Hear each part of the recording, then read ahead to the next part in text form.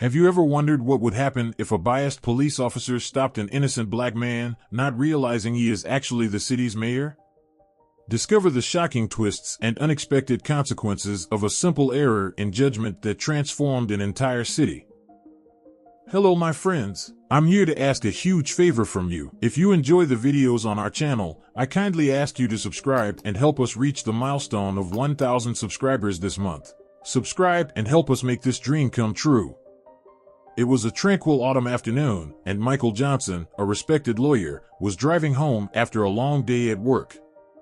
He maneuvered his car through the quiet streets of Rivertown, a small town known for its welcoming community and the beautiful park along the river that cut through the town. The soft sunlight filtered through the trees, creating a mosaic of light and shadow on the road. Suddenly, in the rearview mirror, Michael noticed the flashing lights of a police vehicle. His heart raced a little as he pulled over, wondering why he had been stopped, as he was sure he hadn't committed any infractions. The officer approached his window with a serious expression, lightly tapping on the glass. "Good afternoon, sir. License and registration, please." The officer's voice was cold and direct. Michael handed over the documents, still trying to understand the situation. He couldn't help but notice that the officer's gaze seemed more inquisitive than necessary. "Can I ask why I was stopped, officer?" The officer paused for a moment, as if choosing his words carefully. "We received reports of a vehicle similar to yours involved in suspicious activities in the area. I need to check everything to ensure everything is in order." Michael felt a pang of frustration. This was the third time that month he had been stopped without a clear reason, and he was starting to feel that there was something more to these stops than mere routine checks.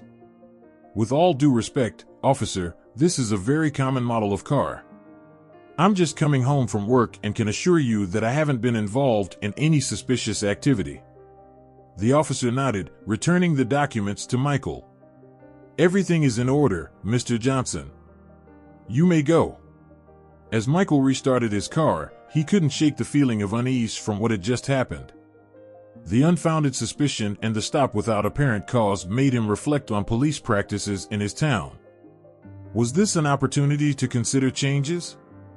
He knew that something needed to be done, and perhaps it was time to start planning a reform, not just for himself, but for the entire Rivertown community. As Michael drove away, the weight of the encounter with the officer continued to echo in his mind. He couldn't stop thinking about the tension in the air, the officer's rigid demeanor as he spoke with him. Even now, driving along the winding road through the town, he replayed every moment, every exchanged word. The officer, whose name badge he could barely read, had a stance that blended suspicion and authority. His tone was not just that of someone fulfilling a duty, there was something more, a certain harshness that made Michael feel as if he were being accused without valid reason. Every question, every glance seemed to carry an implicit judgment. "Vehicles like yours." Those words reverberated in his mind. What did that really mean? Michael knew that his car was neither luxurious nor flashy, just a simple black sedan, the kind of car anyone could own. So why had these stops become so frequent? Why him? These thoughts accompanied him until he arrived home. Upon entering, he threw his keys onto the table with a frustrated sigh. The reflection in the hallway mirror showed a tired man, his worried eyes tracing each new line of tension on his face. That night, while having dinner alone, Michael's mind worked tirelessly. He began to think of all the reports he had heard, stories from friends and acquaintances who also felt the pressure of being frequently stopped. It was an uncomfortable reality that seemed to affect many in Rivertown, a shadow stretching over the community. That stop was not an isolated incident, but a symptom of something much larger. As he cleared the table, Michael decided he could not simply forget and move on. It was time to confront this reality, to seek real change. He knew he had the ability and influence to do something about it, but where to start? The answer was still murky, but one thing was clear. Things needed to change, and perhaps he could be the catalyst for that transformation. The next morning, Michael prepared for a meeting that could begin to unravel the change Rivertown needed. On his way to the office, he stopped at a local cafe, a common meeting spot for residents starting their day. While waiting for his coffee, a conversation nearby caught his attention. It was the chief of police of Rivertown, accompanied by some officers, discussing the recent challenges faced by the police force. Michael grabbed his coffee and turned to leave, but as he passed the table, one of the officers recognized him. It was the same officer who had stopped him the previous day. The officer quickly stood up, somewhat embarrassed. "Mr. Johnson, I didn't expect to see you here." The officer's voice was cautious, but there was a hint of respect that hadn't been there before. Michael paused, surprised, but saw an opportunity. "It seems we find ourselves in a different context today, officer." He paused, waiting for the officer to introduce himself. "Dawson, sir." "Officer Dawson." "I wanted to apologize for the stop yesterday. Only afterward did I realize who you were. Michael Johnson, the lawyer. I truly apologize for any inconvenience." The sincerity in Officer Dawson's words was evident, and Michael realized this was the opening he needed to start a deeper conversation about police practices in the town. "Don't worry, Officer Dawson. But tell me, does this happen often to others who aren't known like me?" Dawson's face showed hesitation, a silent confirmation of Michael's concerns. "Let's sit down and talk a bit, officer. Perhaps there's something we can do together to improve the situation." Michael gestured towards an empty table, inviting Dawson to join him. As they sat down, Michael knew this conversation could be the first significant step toward understanding and eventually reforming the interactions between the police and the Rivertown community. The revelation of Michael's identity not only spared him another inconvenience, but also opened a channel for dialogue that could lead to real and positive change. After the enlightening conversation with Officer Dawson, Michael left the cafe with a new perspective and a renewed purpose. The discussion not only clarified his suspicions, but also inspired him to take action. He knew that changes were necessary, and now he had an unexpected ally within the police force. Upon arriving home that night, Michael sat down in his office, a space filled with law books and memories of a career dedicated to justice. He reflected on the conversation, thinking about how he could leverage his position to influence positive change. It was a challenge, certainly, but also an opportunity to make a difference in the lives of the people in his town. Alone, with the silence of the house enveloping his thoughts, Michael began to sketch out a plan. He knew he would face resistance, but he was determined. He thought about creating a civilian oversight committee, something that could serve as a mediator between the police and the community, ensuring that the voices of citizens were heard and respected.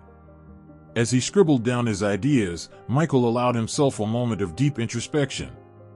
He remembered why he chose to be a lawyer, to defend the rights of others, to be a force for good.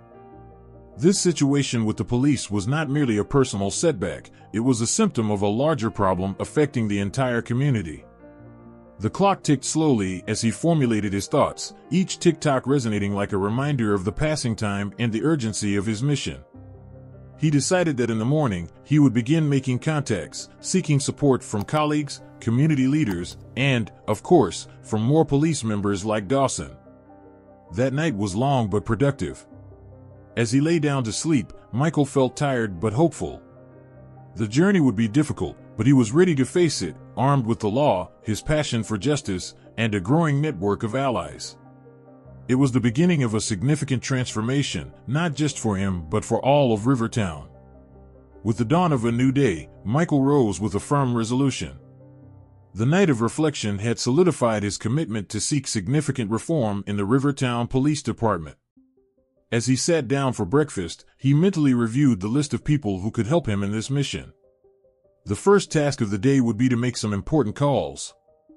His first contact was Laura, an old friend who was now a city councilor. She had always been a staunch advocate for justice and transparency in public administration.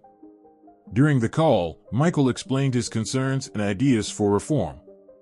Laura listened attentively, expressing her immediate support and suggesting that they present the proposal at the next city council meeting. Inspired by the positive conversation with Laura, Michael then decided to reach out to leaders of local community groups. He knew that for the reform to be effective, he would need the involvement and support of the community. Each call reinforced the need for change and expanded the network of support for his cause. After a day filled with phone calls and virtual meetings, Michael organized an informal gathering at a local park to discuss his ideas face-to-face with some community leaders and interested police members. The afternoon was sunny, and the park, with its sturdy trees and inviting benches, provided the perfect setting for constructive dialogue. During the gathering, conversations flowed, ranging from personal stories to practical suggestions on how the police could improve their interactions with the community. The presence of some police officers, including Officer Dawson, showed that there was a genuine interest from both sides to see changes happen. By the end of the day, as the sun set, Michael felt a mix of exhaustion and optimism. The wheels of change were now in motion, and he knew that with increasing community support and collaboration from the police, Rivertown could become an example of justice and cooperation. Michael's decision to use his position and influence to initiate this reform was now clearly defined, and the path ahead, though filled with challenges, seemed promising. Energized by his decision to act, Michael started the day with a phone call to his colleague, Laura, a lawyer specializing in civil rights. He shared his ideas about police reform in Rivertown, explaining how the conversation with Officer Dawson had catalyzed his resolution. Laura, well acquainted with the system and its challenges, was more than ready to help. "Michael, this is exactly what Rivertown needs. Let's start with a concrete proposal to present to the city council," she said, already jotting down ideas. Together, they outlined an initial plan, deciding to focus on three main areas: training, community oversight, and transparency in police actions. They knew that success would depend on the acceptance and cooperation of all levels of the police force and the community. In the following days, Michael and Laura organized meetings with key stakeholders, including community leaders, representatives from the police union, and local politicians. Each meeting was an opportunity to refine their strategies and prepare the groundwork for the formal proposal.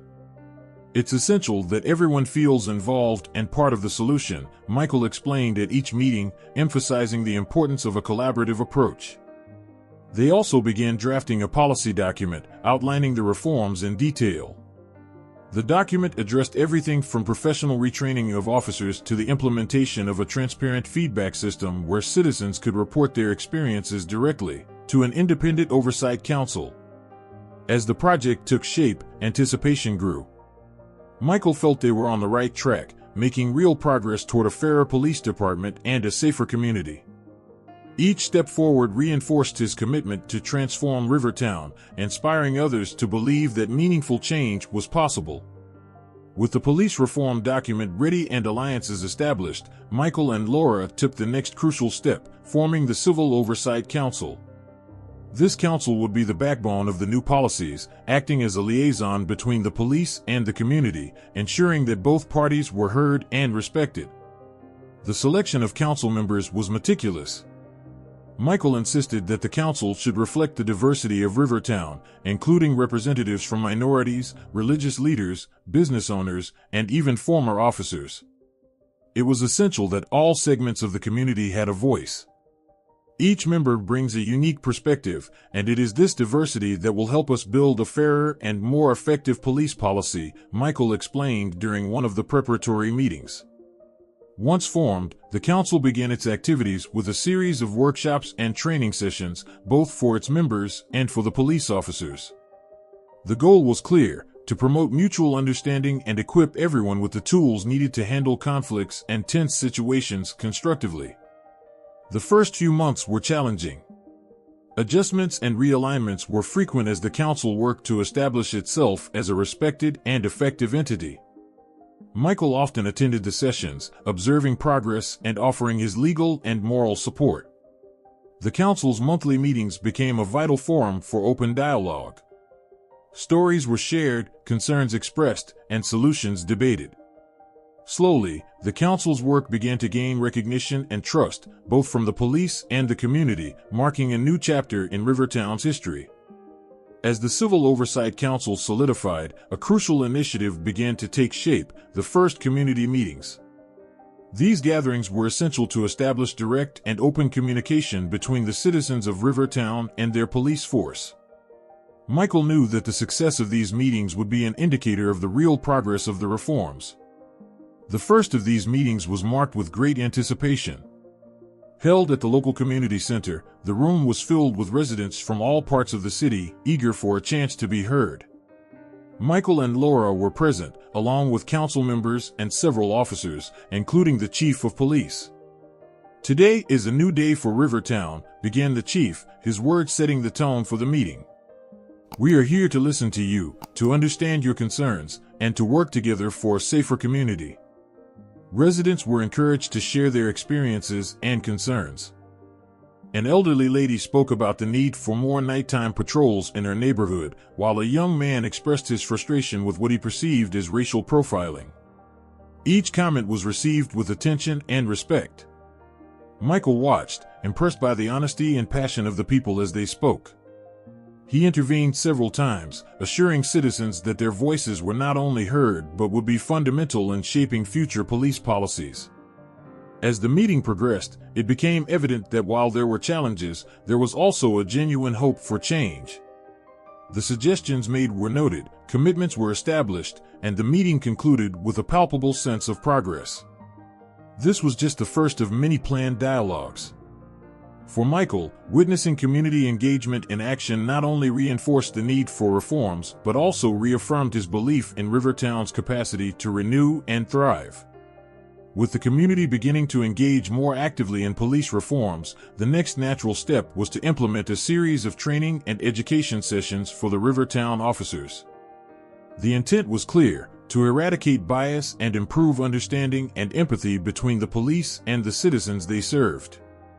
Michael and Laura collaborated with behavioral experts and psychologists to develop a curriculum that addressed not only the technical skills needed for law enforcement but also training in communication, conflict resolution, and cultural sensitivity.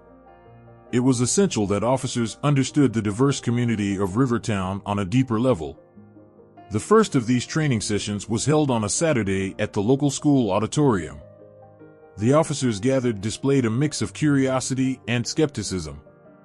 For many, this approach was new, different from traditional police training norms that prioritized force and authority. "Today, we are here to learn from each other," began the instructor, a renowned psychologist with experience in corporate training. "The safety of Rivertown depends on our ability to understand and respect the various layers of our community." During the training, officers participated in simulations and role-playing exercises that placed them in challenging situations, requiring them to handle conflicts with sensitivity and common sense. Group discussions were encouraged, allowing officers to express their concerns and learn from one another. The initial reactions were mixed, but as the training progressed, Michael noticed a palpable shift in the room. Officers began to open up more, sharing personal experiences and insights that revealed a growing willingness to adopt new approaches in their everyday work. This was a promising first step toward transforming not just police practices in Rivertown, but also the attitudes of the officers themselves. As the training progressed and the relationship between the police and the community began to strengthen, it was not without facing obstacles. Not everyone was on board with the proposed changes, and resistance began to emerge, both within the police force and in segments of the Rivertown community. Some veteran officers, accustomed to traditional policing methods, saw the new training as a threat to their authority and effectiveness. In closed meetings, murmurs of discontent began to spread, questioning whether the new direction would truly serve the best interests of law and order. On the community side, while many appreciated the reform efforts, there were skeptics who doubted the sincerity and effectiveness of the changes. "Words are just words until we see real action," commented a resident during one of the community meetings, capturing the sentiment of a portion of the population. Michael was aware of these challenges and knew that facing them was crucial for the success of the reforms. In response, he and Laura organized feedback sessions where officers and citizens could express their concerns in a constructive and transparent manner. These sessions became a vital platform for open dialogue. In one of these sessions, a veteran officer voiced his concerns: "How can we ensure our safety and that of the citizens if we are constantly worried about offending someone?" The question sparked an intense but necessary discussion about the balance between empathy and assertiveness in policing. These challenges, though difficult, were essential to the change process.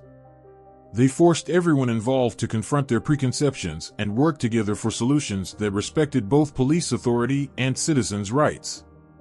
Michael remained optimistic, convinced that these difficult conversations were a sign of progress, not failure. Despite the initial resistance and challenges faced, the implemented reforms began to show positive results.